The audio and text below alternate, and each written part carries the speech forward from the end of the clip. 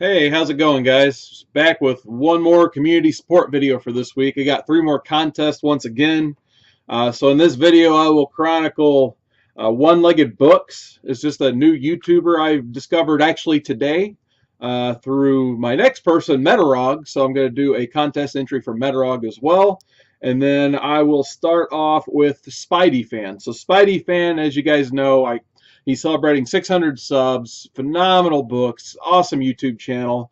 I actually won his last contest, so thank you once again, Spidey for all the contests and awesome stuff you've hooked up previously. Like I said, he's got a lot of cool stuff on his channel to show off. But what he is asking is he wants to know our favorite cartoon, and he wants us to show a related comic or collectible. So you guys know how I do it on here. I bring one. They ask for one thing, I bring too many things. So, favorite cartoon, the Teenage Mutant Ninja Turtles. As you probably could guess, have a special place in my heart. It'll probably always be my favorite all-time cartoon. I know when I was 10 years old, it was my favorite. So probably when I'm 100 years old, it'll be my favorite too. So, what I decided to bring, unfortunately, I don't have like any cool like first print, first run issues or anything like that. But what I do have, I've got the Turtles Ultimate Collection from IDW. This is actually a very nice, high quality reprint of the Turtles books from the original. I may have showed this on the channel before, but maybe most of you haven't seen it. But the main reason I like to show off this book is because I did get it signed and head sketched by Kevin Eastman. I didn't even have to ask for that. I just met him at a convention, and he just did a nice little turtle doodle in there in like 5 seconds. So, like I said, this instantly became one of my favorite things in my collection. Now, I liked it so much, I just pulled out this handy-dandy sketchbook right here. I'm like, so, that's a really cool-looking turtle. Would you like to put one on my sketchbook, too? He's like, yeah, sure, why not? So, it was very cool meeting Kevin Eastman. He gave me 2 really cool sketches within, like, probably 5 minutes maximum, so that's really awesome. I know SpideyFan, he loves him some Mondo posters. So, kind of behind me here, I don't know if I've really ever talked about him or showed him off too much. Maybe my room tour video I did, but I've got 4 Mondo posters back here of all 4 turtles, and they all 4 kind of, I don't know if you guys really ever noticed, they all 4 represent an era of the turtles. So like the Raphael one I put first because that represents the comics from the 80s, and then Leonardo, he represents the he's drawn in the style of the late 80s, early 90s cartoon. Donatello represents the 1990 movie, and then Donnie, unfortunately, I buried him in the back when I put up that shelf. Sorry, Mikey. He represents the last incarnation of the Nickelodeon cartoon. So I thought that was a really cool set to have. Trying to get those on mondotees.com was a bit of a hassle just because once they put up a poster, they sell really quick. So I was very fortunate enough to get all 4 of those. I'm still shocked that I was actually able to get them because, like I said, sometimes getting limited editions on that site is not easy. I think they've only, I can't remember with a print run on this, but I'm pretty sure it's like, maybe SpideyFan could probably tell me better than I could guess. Probably like 500 to 1,000 or less or something like that on those. So, yeah. So once again, please check out SpideyFan's channel. I'll link him below when all is said and done. You guys are most likely sub to him anyway. Like I said, he's got a phenomenal YouTube channel. Next up, a new YouTuber I just discovered today. One-Legged Books. He's got a phenomenal Captain America collection and a nice Damian Wayne and Batman collection. I was actually going to make this video earlier. I just ended up watching a bunch of his videos this afternoon. But his contest ends tomorrow, which would be the 26th, I think he said at midnight. So what he wants me to do is show one book you think he should own and tell him why. If he owns it, basically I get 2 entries. So like I said, I didn't have time to go through his entire catalog. But what I could derive from watching some of his videos, he's a huge Captain America fan, and he's a huge Damian Wayne Robin fan. So the book I've decided to select today, I actually pulled it off my wall. I was going to hang some books up anyway, but I wanted to pull these 2 books down so when my Mylars come back in, I can get these rebagged and looking a little nicer. But anyway, the book I selected, since he's a pretty big Damian Wayne fan, Batman and Robin, issue 1. He said he liked variants and he liked signatures, so I picked a signed variant. This is the J.G. Jones variant cover. They did, as you guys know from watching my channel, me kind of poking at poor man's comics. J.G. Jones did a whole run of the Batman Reborn variants, including Gotham City Sirens, and a couple other ones. But this is probably my second favorite from that run besides the Gotham City Sirens one. Just a great Damian Wayne cover, and like I said, I got signed right there by J.G. Jones. The reason why he should own this, in my opinion, I think this is my favorite incarnation of Damian Wayne. Just the chemistry he had with Dick Grayson as Batman, I think was second to none. I know everyone, thinks of Bruce and Damian together because of father and son, but just seeing Dick have to take up that mantle when a lot of us, I think, readers sometimes think of Dick Grayson as a little bit of a kid just because of the experience in Teen Titans and obviously his experience as Robin. So just seeing him try to mold Damian into what he thinks, he should be, and then Damian being just, Damian Wayne to him basically, makes for a really good read. So I wish some way they could replicate this again eventually, as I felt like this run was a little bit short-lived. Also, hey, you get Grant Morrison writing and Frank Quitely drawing it. What's not to love about that? So absolutely can't recommend this book more. And like I said, I like to go one step above most time on this channel. I think I saw this on one of the thumbnails he had slabbed, but I figured I'd show off anyway since I have signatures on it. Got the Batman 655 Adam Kubert variant. I think this is 1 in 25. He probably knows better than I do. But I got it signed by the cover artist Adam Kubert and his brother, the interior artist who did most of this run, Andy Kubert. So got this signed, I think, probably the same month this book came out, actually, to Wizard World in Chicago. So always thought that was cool. And then I'm actually going to pull down a poster, so hopefully it doesn't fall on my head here, because I know he's a huge Cap fan. I had to show this off because he was talking Jim Steranko and Captain America.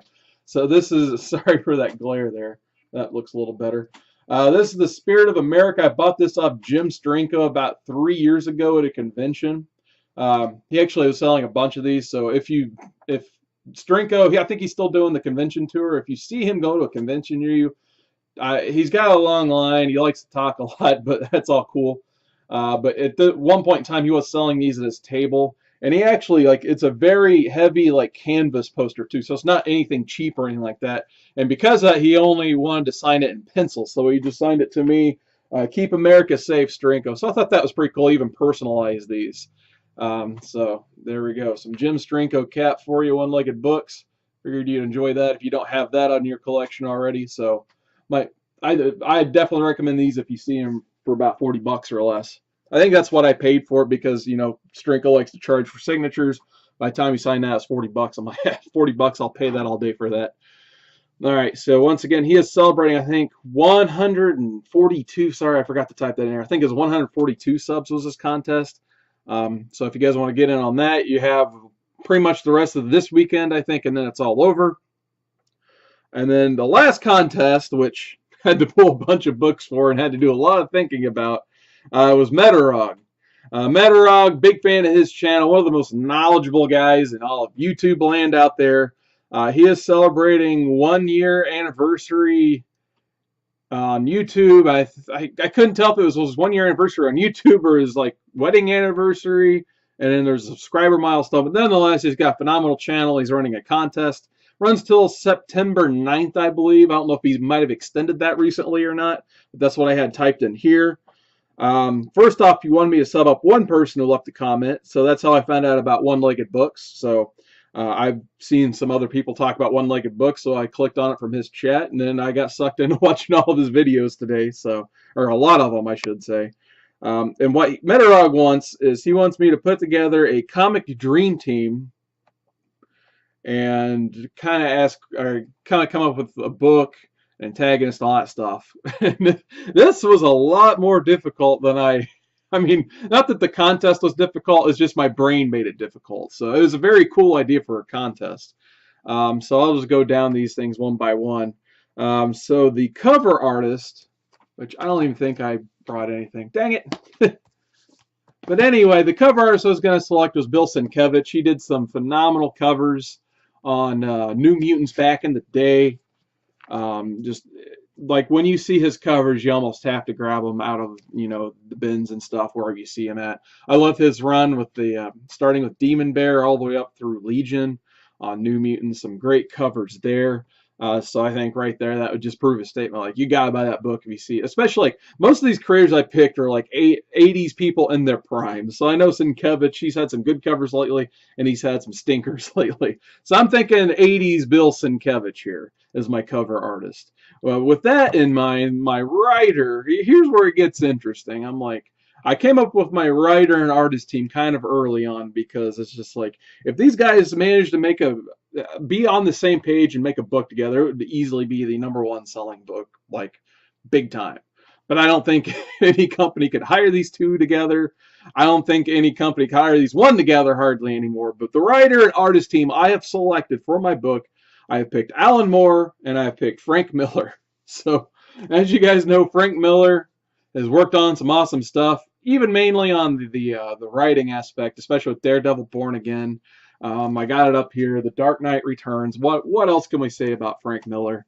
But I was just kind of thinking, if I'm going more toward like an 80s style book, I'd like to see his like gritty art style in my book.